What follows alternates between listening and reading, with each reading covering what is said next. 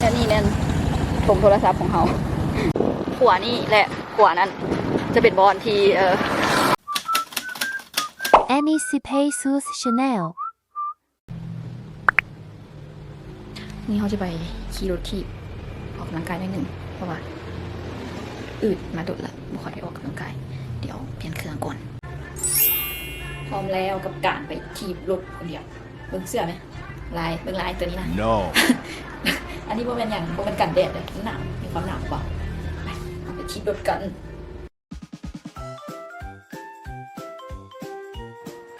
ตอนนี้แมนออกจากเหือนมาแล้วเขาจะถีบไปเรื่อยๆจนกว่าจะฮอดบอลที่เขาอยากจอด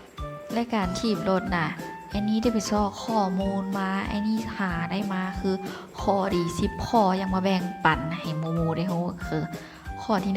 1การถีบรถจะช่วยให้ขาเลี้ยวแข็งแรงเตะไผก็ได้ ว่าไปมันนี่ท้องฟ้างามเว้ยอุ้ยโมแมนเขากำลังว้าวเรื่องมีสาระอยู่เดี๋ยวข้อที่2ก็คือจะลดความตึงเครียดเพราะว่าเมื่อเขาถีบไปแล้วได้สัมผัสกับลมเย็นๆนะแห้งตอนที่ลมตีหน้านะแห้งสดชื่นเข้าไปอีกข้อที่3นี่ก็คือแน่นอนเลยแล้วทุกการออกกำลังกายคือช่วยให้ลดความอ้วนข้อที่4ก็คือหน้าเด็กขึ้น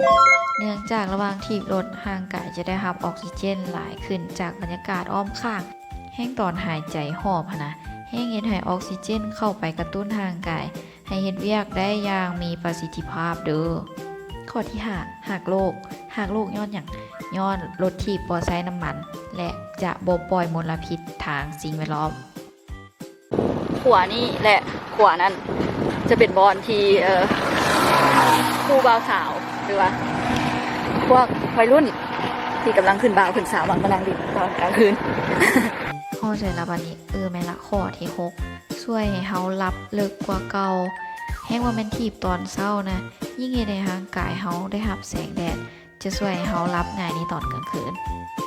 ว่าเอาแต่แนวมีสาระหลายจะมีคนเบื่อนะที่บอกอย่าเบื่อก็อย่าที่ว่าให้มันสุดข้อ7ก็คือช่วยให้การขับถ่ายง่ายขึ้นเพราะว่าถีบรถจะกระตุ้นให้อาหารไหลผ่านลำไส้ได้ไวจะเฮ็ดให้อาจจมบ่แห้งแข็ง เดี๋ยวนี้เขาจอดรถถ่ายสนามบินให้เลยสนามบินสองทางได้ด้วยนะแล้วก็อันนี้จะเป็นทางที่ยอนแลนเตรียมขึ้นตอนนี้เขาก็ยังขี่ออกมาบกไก่จับเงินเขาหลายเส้นทางนี้จะเป็นเส้นทางที่รถแลนไว้ค่ะแต่ก็ยังมีคนสนับมากมาถีบรถอยู่ทางนี้แล้วก็แลนออกกำลังกายนำทางนี้จะเป็นทางที่สื่อโคตรเลยเดี๋ยวขี่รถต่อและนี่เนี่ยถุงโทรศัพท์ของเขาบุมีถุงพายเขากันเลยดูไหมใส่ถุงนี้แล้วก็เอาเสื้อเอาอย่างมาต่อไปต่อ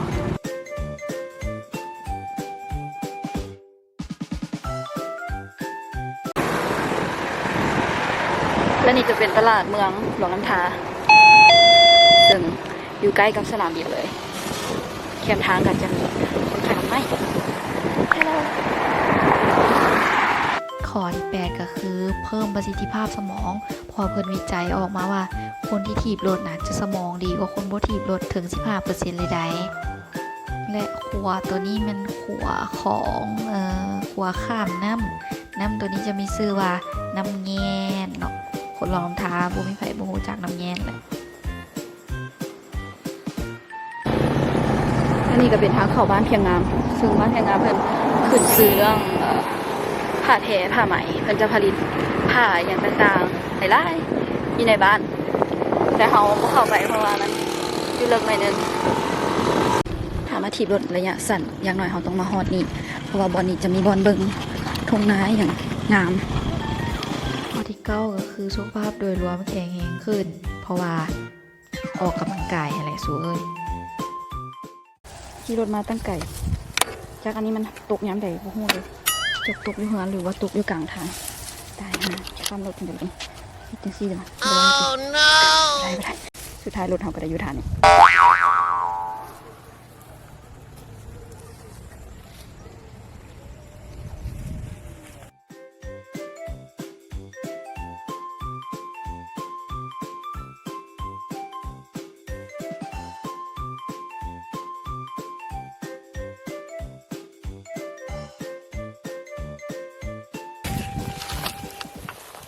อนนี้เราปลุกรถขึ้นมา แล้วก็จะถีบไปต่อ เย้ฮอดข้อที่10แล้วข้อที่10เป็นอย่างฮู้บ่ข้อที่10แม่นอายุยืน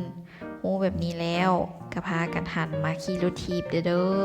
เพื่อสุขภาพที่ดีของแต่ละคนนะจ๊ะ หลังจากมาพักใหม่ก็ต้องสิ่งที่ขาดไม่ได้ก็คือโทรศัพท์เลยเว้ยนั่งพักเล่นโทรศัพท์แป๊บๆหนึงเนี่ยออกมาละเอาให้ออกมามันออกมาเดี๋ยวนี้โทรศัพท์เน่าของเราออกมาถ่ายรูปปิดแบบนะจ๊ะ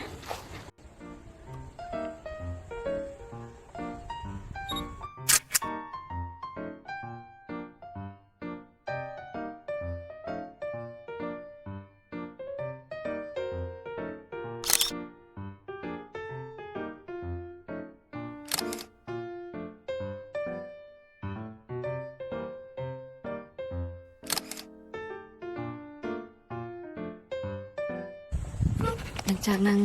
มือแล้วก็เซลฟี่อย่างแล้วก็คิดว่าจะกลับแล้วแหละเพราะว่ามันเริ่มจะไปเดียวตะเว้นก็น่าจะตกแล้วก็มันก็สิมืดแล้วเอาขี่รถถีบกลับคนเดียวมันก็เป็นตะย่านเดียวเดี๋ยวเราเก็บตัวกลับบ้านกันบ๊ายบายดอกตะเว้นมา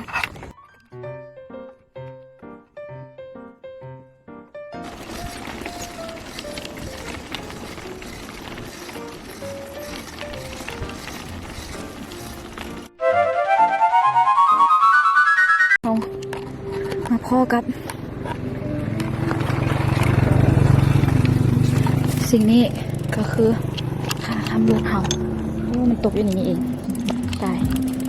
มันชื่อเป็นอะไรแล้วนี่โอ้มันหลุดเดี๋ยวกลับนะแล้วมันค่อยไปแปลงโอ้ย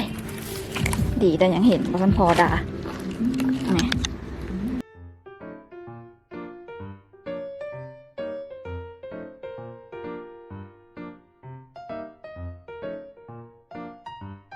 ดำ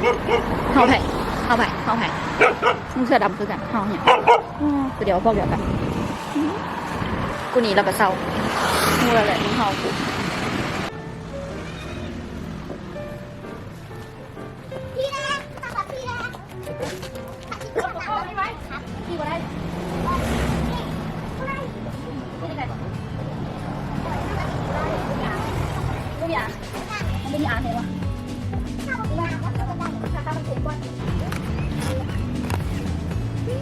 แค่อย่างหมา